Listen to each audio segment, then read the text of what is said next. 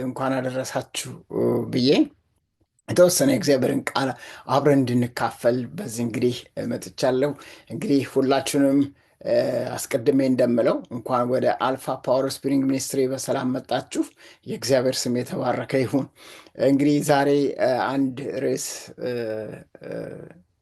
ላይ የእግዚአብሔርን ቃል አብረን እንካፈላለን። በዮሐንስ ወንጌል ምዕራፍ 20 ላይ ነው ያለው። ከቁጥር 1 ጀምሮ እስከ 16 ያለውን ሐሳብ ነው የማነበው። አስቀድመን መንፈስ ቅዱስ እንዲያስተምረን አብረን እንጸልይ። እግዚአብሔር አባትና አምላካችን ሆይ በጌታ በኢየሱስ ክርስቶስም እጅግ አድርገን እናመሰግንሃለን።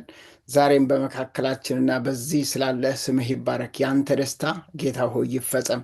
በቃሉ ውስጥ ልባችንን አንተ አግኝ። ደግሞም ጌታ ሆይ አንተ ጌታ ኢየሱስ ሞትን ድል አድርገህ ስለነሳህ፣ አንተ ሞትን ድል አድርገህ ስለወጣህ ያንን የትንሣኤ እውነት እንናገር ዘንድ ሁላችን እግዚአብሔር በፊት አለን። ስምህ ይባረክ። የትንሣኤ ውጤት ስለሆንን፣ ሞት ስለተሻረ፣ ኃጢአት ስለተሸነፈ፣ የእግዚአብሔር ፍቅር በትንሣኤው ስለተገለጠ፣ እግዚአብሔር ደግሞ በክርስቶስ በኩል የዘላለምን ሕይወት ስለሰጠን እጅግ አድርገን እናመሰግንሃለን። ጌታ ሆይ ይህንን እንድናስብ በፊትም ደግሞ እንድንሆን አንተ እርዳን። ስለ እውነት ቃልህ እናከብረሃለን። በዚህ የቃልን እውነት ማስተምረን በጌታ በኢየሱስ ስም ጸለይን፣ አሜን። እንግዲህ የዛሬ መልእክታችን በአንድ ሴት ላይ ያተኮረ መልእክት ነው። ያንን እንደ ርዕስ ወስጄ ነው እዚህ ጋር አብረን የእግዚአብሔርን ቃል የምንካፈለው። ቃሉ እንደዚህ ነው የሚለው ከዮሐንስ ወንጌል ምዕራፍ 20 ከቁጥር 1 ጀምሮ እስከ 16። ከሳምንቱ በፊተኛው ቀን መግደላዊት ማርያም ገና ጨለማ ሳለ ማለዳ ወደ መቃብር ወጣች፣ ድንጋዩንም ከመቃብሩ ተፈንቅሎ አየች። እንግዲህ የማርያም ትጋት እጅግ በጣም የሚያስገርም ነው። ምክንያቱም ገና ማንም ሳይነሳ ወይንም ደግሞ ወፍ ሳይንጫጫ እጅግ ገና ማለዳ ሆኖ ጨለማ እያለ ነው ኢየሱስን ለመፈለግ ሄደችው። እንግዲህ ኢየሱስን ያስፈለጋት ነገር የውስጧ ጥማት ነው። ኢየሱስን ያስፈለጋት ነገር የውስጧ ከክርስቶስ ጋር ያላት ትስስር ነው። ስለዚህ ከክርስቶስ ጋር ያለ ትስስር ምንም አያግደውም ማለት ነው። ስለዚህ ቁጥር 2 እንደሚነግረን እየሮጠች ወደ ስምዖን ጴጥሮስ ኢየሱስ ይወደው ወደ ነበረ ወደ ሌላው ደቀ መዝሙር መታ ጌታን ከመቃብር ወስደውታል አለች። አንድ ነገር ነው የተናገረቻቸው። ጌታን ከመቃብር ምን ብለውታል? ወስደውታል። ወዴት እንዳኖሩት አናቅም አለቻቸው። ስለዚህ ጴጥሮስና ሌላው ደቀ መዝሙር ወጥተው ወደ መቃብሩ ሄዱ። ሁለቱም አብረው ሮጡ። ሌላው ደቀ መዛሙርትም ከጴጥሮስ ይልቅ ፈጥነው ወደፊት ሮጠና አስቀድሞ ከመቃብሩ ደረሰ። ዝቅ ብሎ ቢመለከት የተልባ እግር ልብስ ተቀምጦ አየ፣ ነገር ግን አልገባም። ስምዖን ጴጥሮስ ተከትሎ ወጣ፣ ወደ መቃብሩን ገባ፣ የተልባ እግሩን ልብስ ተቀምጦ አየ። ደግሞም በራሱ ላይ የነበረውን ጨርቅ ለብቻው በአንድ ስፍራ ተጠምጥሞ እንደነበረ እንጂ ከተልባ እግር ልብስ ጋር ተቀምጦ እንዳልነበረ አየ። በዛ ጊዜ አስቀድሞ ወደ መቃብር የወጣው ሌላው ደቀ መዝሙር ደግሞ ገባ፣ አየ፣ አመነም። ከሙታን ይነሳ ዘንድ እንዲገባው የሚለው የመጽሐፍ ቃል ገና አላወቁም ነበርና ደቀ መዛሙርቱ ወደ ቤታቸው ደግሞ ሄዱ። ማርያም ግን እያለቀሰች ከመቃብሩ በስተ ውጭ ቆማ ነበር። ስታለቅስም ወደ መቃብሩ ዝቅ ብላ ተመለከተች። ሁለት መላእክትም ነጭ ልብስ ለብሰው የኢየሱስ ሥጋ ተኝቶ በነበረ በአንዱ በራስጌ ሌላው ደግሞ በግርጌ ተቀምጦ አየች። እርሱም አንቺ ሴት ስለምን ታለቅሻለሽ አሏት። እርሷም ጌታዬን ወስደውታል፣ ወዴት እንዳኖሩት አላቅም አለቻቸው። ይህም ብላ ወደ ኋላ ዞር ስትል ኢየሱስ ቆሞ አየችው። ኢየሱስም እንደሆነ አላወቀችም። ኢየሱስም አንቺ ሴት ስለምን ታለቅሻለሽ? ማንስ ትፈልጊያለሽ? አላት። እርሷም የአትክልት ጠባቂ መስሏት ጌታ ሆይ አንተ ወስደኸው እንደሆነ ወዴት እንዳኖርከው ንገረኝ፣ እኔም ወስደዋለሁ አለችው። ኢየሱስም ማርያም አላት። እርሷም ዞር ብላ በዕብራይስጥ ረቡኒ አለችው። ትርጓሜው መምህር ሆይ ማለት ነው ይላል። በጣም ኢንትረስቲንግ ታሪክ ነው። በዚህ ውስጥ ስትመለከቱ ዮሐንስ እንግዲህ የጻፈልን መልእክት እጅግ በጣም ልብን በሚነካና በሚገባን ቋንቋና መገለጥ ነው በዚህ ቦታ ላይ የእግዚአብሔርን ቃል ያቀረበልን። ተመልከቱ፣ እዚህ ጋር እንደሚተርከው ስለ መግደላዊት ማርያም ነው የሚነግረን። ስለዚህ መግደላዊት ማርያም ምን አደረገች? ከእሷ ዛሬ ምን እንማር? ርዕሳችን ጌታን ወዴት አደረጋችሁት የሚል ነው። ጌታን ወዴት አደረጋችሁት? ከእሷ ጥያቄ ተነስተን እንግዲህ ተመልከቱ። በማለዳ እየሮጠች ስትሄድ ፍላጎቷ ኢየሱስ ክርስቶስ ነው። ስለዚህ ክርስቶስ ኢየሱስ ሞቷል። ክርስቶስ ኢየሱስ በሕያውነቱ አሁን የለም። ስለዚህ አንድ ነገር ግን ትፈልጋለች፣ ጌታዋን። ድንገት የነቃ ልብ አላት ብዬ ነው የምለው ከማንም ይልቅ። ምክንያቱም ጌታ የተናገረውን ቃል በልቧ ይዛ ክርስቶስ ኢየሱስ ወዴት ነው ያኖሩት? ተነስቷል የሚለው ነገር በልቧ ሳይኖር አይቀርም። ግን መጽሐፍ ቅዱስ እዚህ ጋር የሚነግረን የውስጧ የእሷ ማንነት ፍላጎት ምን እንደሆነ ይናገራል። ስለዚህ አንድ ቃል ተደጋግሞ 3 ቦታ ላይ በ3 ድርጊት ሲጠቀስ ታያላችሁ። ቁጥር 2 ላይ አንድ ሐሳብ እንደዚህ እየሮጠችም ወደ ስምዖን ጴጥሮስ እና ኢየሱስን ይወደው ወደ ነበረው ወደ ሌላው ደቀ መዝሙር መርታ ጌታን ከመቃብር ወስደውታል፣ ወዴት እንዳኖሩት አላውቅም አለች። አላውቅም ወዴት እንዳኖሩት። ያ ጌታ የተቀበረው ኢየሱስ ክርስቶስ ሞቶ የተቀበረው ኢየሱስ ክርስቶስን ወዴት እንዳኖሩት አላውቅም። አሁን ለማን ነው ይህን እያለች ያለችው? ለደቀ መዛሙርቱ። እኔ ፈልገዋለሁ፣ ነገር ግን ወዴት እንዳኖሩት አላውቅም። እኔ ፈልገዋለሁ፣ ወዴት እንዳስቀመጡት ግን አድሬሱን አላውቅም። ስለዚህ ወዴት እንዳኖሩት አላውቅም። ማንን? ኢየሱስን። የትኛውን? አካሉን። ይህም ብላ ደቀ መዛሙርቱን እንግዲህ በጠየቀቻቸው ጊዜ የሚገርመው ነገር አንድ ነገር ሆነ። በዛ መካከል ሁሉም እየተሯሯጡ እጅግ በጣም ፍጥነት ባለበት ሩጫ ነው የሄዱት ሁሉም። ስለዚህ ወደዛ ስፍራና ቦታ ላይ እንግዲህ እየተሯሯጡ እንደሄዱ እዚህ ቦታ ላይ ይነግረናል። የሚገርመው ነገር እዚህ ቦታ ላይ እየተሯሯጡ ሲሄዱ በቃ እውነትም የለም፣ መቃብሩ ባዶ ነው። የተከፈነበት ራሱ የተጠመጠመበት ጨርቅ ባለበት ስፍራና ቦታ ላይ ተቀምጧል። የሚገርመው ነገር አንድ ነገር ግን አልገባቸውም። ይሄ ሁሉ አስቀድሞ ክርስቶስ ሲነግራቸው ክርስቶስ በብዙ ነገር ምሳሌ ሲያስረዳቸው የነበረ ነገር አልገባቸውም። የስንዴ ቅጣት እንኳን ሞታ እንደምትነሳ የነገራቸው ምሳሌም አልገባቸውም።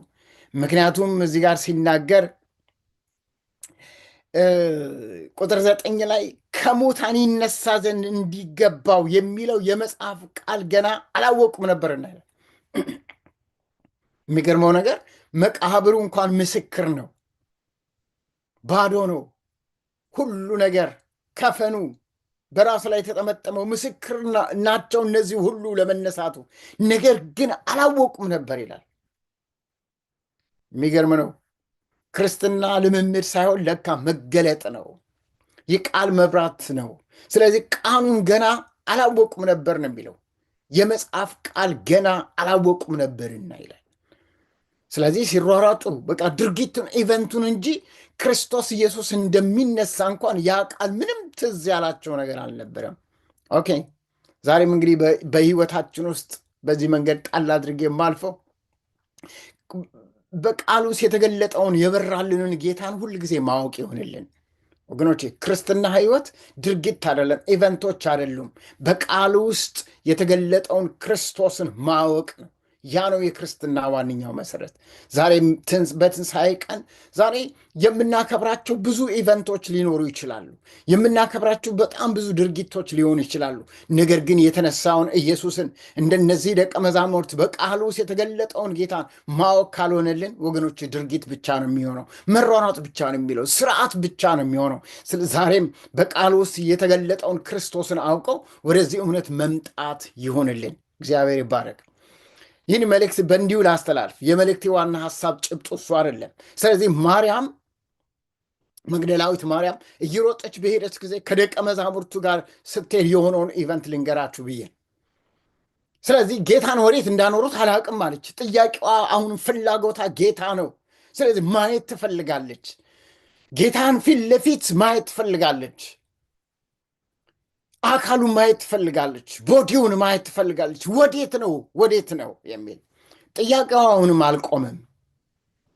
ቁጥር 13 ላይ እንደዚህ ይላል።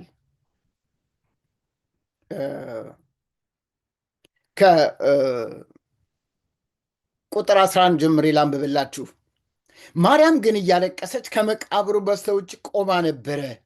ስታለቅስም ወደ መቃብር ዝቅ ብላ ተመለከተች።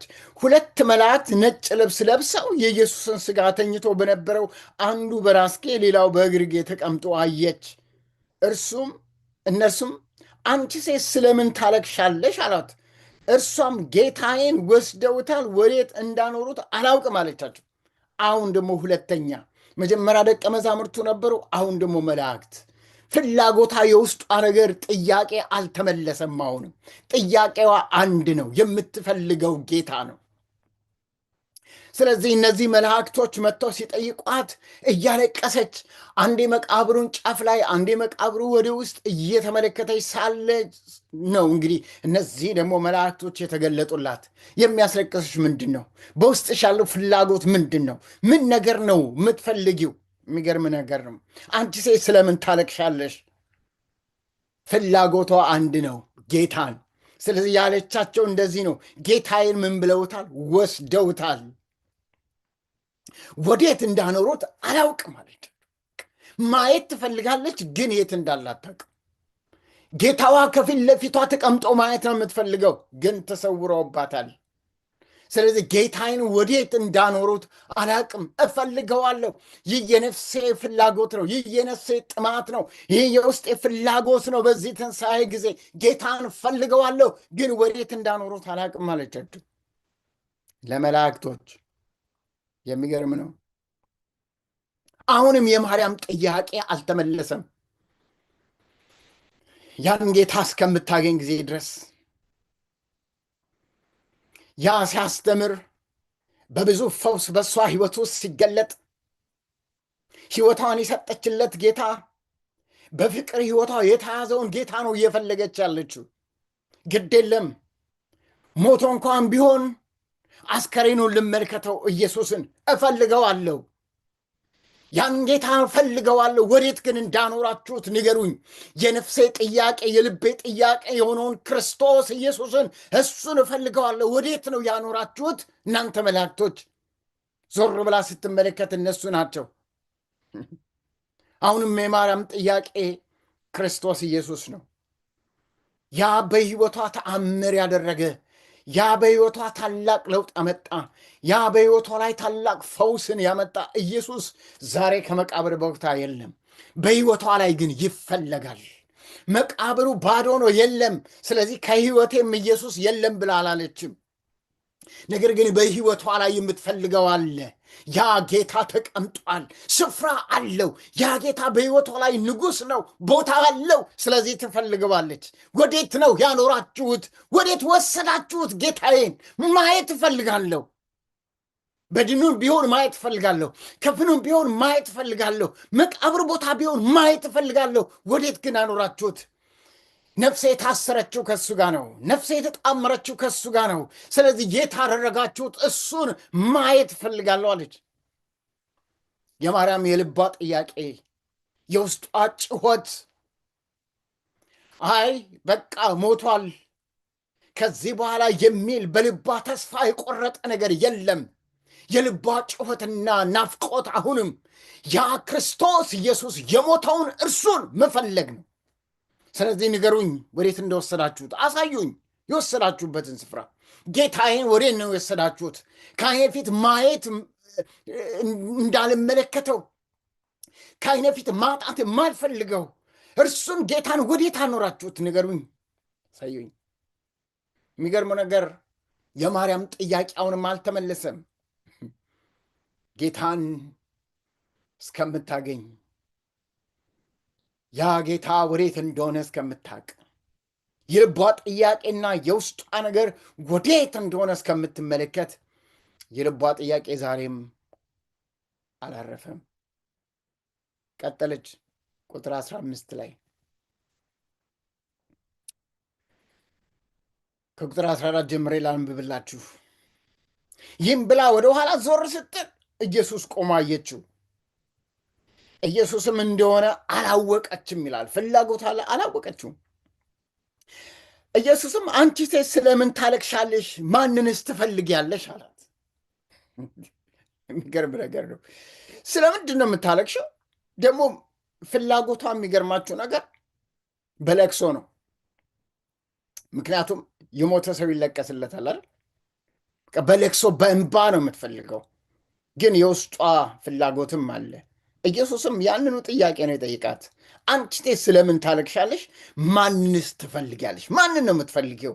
በዚህ መቃብር ስትሮጭ፣ በዚህ ማለዳ ማንም በሌለበት ሰው ሁሉ ቤቱ ተቀምጦ ሐዘን በሚያዝንበት ስፍራና ቦታ ላይ አንቺ ብቻሽን በዚህ መቃብር መካከል የምትፈልጊው ማንን ነው? ይህን ጥያቄ ጌታ ኢየሱስ ክርስቶስ ሲጠይቃት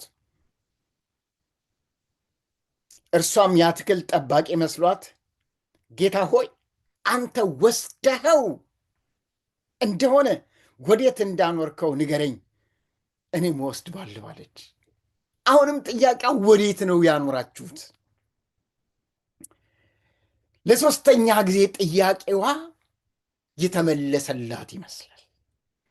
ወይንም ደግሞ ለሶስተኛ ጊዜ ያላት የልቧ ጥያቄ በሚያረጋግጥ መልኩ የልቧ ጥያቄና ፍላጎት አሁን እዚህ ጋር በምትፈልገው ጌታ ሲመለስላት ታያላችሁ። እግዚአብሔር ይባረክ። እሷ ጥያቄ ወዴት አኖራችሁት? ወዴት ነው? ይህን ለቅሶዬን ማቆመው ያን ጌታ ስመለከትና ሳይ ነው አለች። ወዴት እንዳኖራችሁት ስለማያውቅ አንተም ወስደው ከሆነ ወዴት እንዳኖርከው ንገረኝ ስትል ኢየሱስ ክርስቶስም የልቧን ፍላጎት አየና ማርያም አላት። ማርያም ሲላት የዛን ጊዜ እርሷ ዘር ብላ በዕብራይስጥ ረቡኒ አለችው። ትርጓሜውም መምህር ሆይ ማለት ነው ብሎ ሲናገር ታያላችሁ። የዛን ጊዜ የማርያም ጥያቄ የተመለሰላት። የምትፈልገውን ጌታ፣ በበድኑ የምትፈልገውን ጌታ፣ ሙቱን የምትፈልገውን ጌታ ሕያው ሆኖ አገኘችው። ጌታ ይባረክ። ሕያው ሆኖ ፊት ለፊቷ ተቀምጦ አየችው። የልቧ ፍላጎት፣ የልቧ ጥማት፣ የሕይወቷ የነፍሷ እስራት የነበረውን ያንን የተጣመረችበትን ኢየሱስን ዛሬ የፈለገችው አሁን መቃብሩ ቦታ ላይ ሄዳ በድኑን ነበር። አሁን ግን የነፍሷ ጥያቄ ተመለሰ። ሕያው የሆነ ጌታ ፊት ለፊቷ ቆመ። ስለዚህ የነፍሷ ጥያቄ ተመለሰላት። ጌታ ይባረክ። እንደተነገረው እንደተባለው ወዴት እንዳኖሩት ይሄ ማንም ዘሎ የሚወስደው አይደለም። ይህ ጌታ ሞትን አሸንፎ የተነሳ ጌታ ነው። ስለዚህ ፊት ለፊቷ ቆማ አገኘችው። የነፍሷ ጥያቄ እዚህ ጋር ተመለሰ። የነፍሷ ጥያቄ እዚህ ጋር ተመለሰ።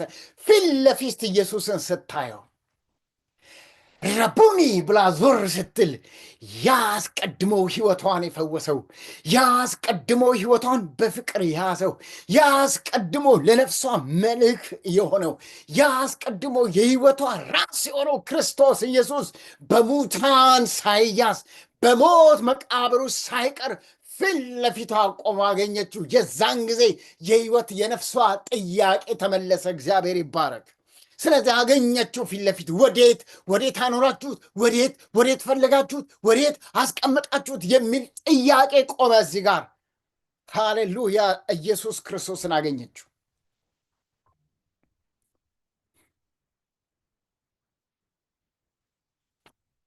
ስለዚህ ክርስቶስ ኢየሱስ በሷ ፊት ተገለጠ። የዛን ጊዜ የማርያም ጥያቄ አበቃ። አሁን ከዚህ በኋላ የምስራች የሚወራበት ነው። የት አኖራችሁት? የት አደረጋችሁት? የሚል ጥያቄ አይደለም። ፊት ለፊት አይታዋለች ጌታን። ስለዚህ ከዚህ በኋላ በትንሣኤው ያየችውን ክርስቶስን እስከ ፍጻሜ ድረስ እየተገዛች እያመለከች የምትኖርበት ሕይወት ነው። ወገኖቼ ዛሬ የማርያም ጥያቄ የሁላችን በቤታችን፣ በግል ሕይወታችን፣ በቤተ ክርስቲያን ያለ ጥያቄ መሆን መቻል አለበት። ኢየሱስን ወዴት አደረጋችሁት? የት ወሰዳችሁት? ኢየሱስን ማየት የሚፈልጉ፣ ኢየሱስን መመልከት የሚፈልጉ፣ ኢየሱስ ክርስቶስን ፊት ለፊታቸው ማየት የሚፈልጉ እጅግ በጣም ብዙዎች አሉ። ዛሬ ከኔ ሕይወት ከእናንተ ሕይወት ኢየሱስ የተሰወረባቸው እየፈለጉት ያለ በቤተ ክርስቲያን ውስጥ የተሰወረባቸው በቤተሰብ ውስጥ የተሰወረባቸው ኢየሱስን የሚፈልጉ የሚጮሁ በጣም ብዙ ሰዎች አሉ። ዛሬም ኢየሱስን ወዴት ወሰዳችሁት? የተገለጠው ጌታ የተነሳው ጌታ ፊት ለፊት ቆሞ ዛሬም በሕይወታችሁ፣ ዛሬም በቤተ ክርስቲያን፣ ዛሬም በቤታችሁ፣ ዛሬም በኅብረታችሁ መካከል አለ ወይስ ደግሞም ኢየሱስ ክርስቶስ ተወስዶ ይሆን? ወዴት አደረጋችሁት? የዘመናችን ቤተ ክርስቲያን ክርስቶስን በብዙ የሸፈነችበት ነው። የዘመናችን ቤተ ክርስቲያን ክርስቶስን ሸፍነዋለች። ብዙ ፈላጊዎች አሉ፣ የተጠሙ የተራቡ ክርስቶስን ማየት የሚፈልጉ ወዴት አኖራችሁት ብለው የሚሉ የሚጮሁ ዛሬም ቤተ ክርስቲያኑ ሲመጡ ኢየሱስን የሚፈልጉ ነገር ግን የሚፈልጉትን ሳይሆን ክርስቶስን ሳይሆን ሌላ ነገር አይተው የሚሄዱ እጅግ በጣም ብዙ አሉ። ብዙ የነፍስ ጩኸት ያለባቸው ኢየሱስን ወዴት አደረጋችሁት የሚሉ። ወዴት አደረጋችሁት? ቤተ ክርስቲያን ክርስቶስን ኢየሱስን ፊት ለፊት ገልጠሽ እያሳየሽ ነው ወይስ ደግሞ ኢየሱስን ሌላ ቦታ ወስደሽዋል? ወገኖች፣ በእኔና በእናንተ ሕይወት ውስጥ ባለንበት ስፍራ፣ በምንሰራበት፣ በምንኖርበት በአካባቢያችን ክርስቶስ በእኛ ሕይወት ውስጥ ሕያው ሆኖ እየተገለጠ ወይስ ደግሞ ክርስቶስ ተሸፍኗል? ወዴት አኖራችሁት ክርስቶስን? ዛሬም በዘመናችን ውስጥ በዚህ የትንሣኤ ጊዜ ይህን ጥያቄ ለብዙዎቻችሁ ልጠይቅ፣ የኔንም ሕይወት የቤተ ክርስቲያንንም ቅዱሳንንም ሁሉ ልጠይቅ እፈልጋለሁ። ኢየሱስን ወዴት አኖራችሁት? ኢየሱስ ክርስቶስ የሚታይ የሚገለጥ ነው። ሰዎች የሚያርፉት ልክ እንደ ማርያም ክርስቶስን ማየት ሲችሉ፣ ክርስቶስን ሲያገኙ የዛን ጊዜ የነፍሳቸው እረፍት፣ የነፍሳቸው ረሃብ፣ ለቅሷቸው ይቆማል። ስለዚህ የተነሳውን ክርስቶስን ኢየሱስን ማየት ወገኖች ይፈልጋሉ። ሲያዩ ነው የነፍሳቸው ረሃብ የሚቆመው። ዛሬ ብዙ ረሃብተኞች ወደ ቤተ ክርስቲያን ይመጣሉ።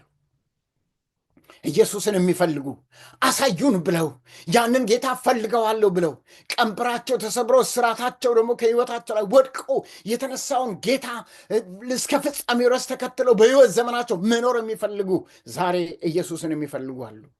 ወዴት አደረጋችሁት ኢየሱስን? እስቲ በሕይወታችሁ ውስጥ ኢየሱስ ይታያል ወይ? በቤተ ክርስቲያናችሁ ውስጥ ኢየሱስ ይታያል? በምታመልኩበት ስፍራና ቦታ ወዴት አደረጋችሁት ኢየሱስ? ዛሬም ወገኖቼ እውነተኛ ጥያቄ የሚመለሰው በሰዎች ሕይወት ውስጥ የነፍስ ጥያቄ የሚመለሰው ሰዎች ፊት ለፊት ኢየሱስን ሲያዩ፣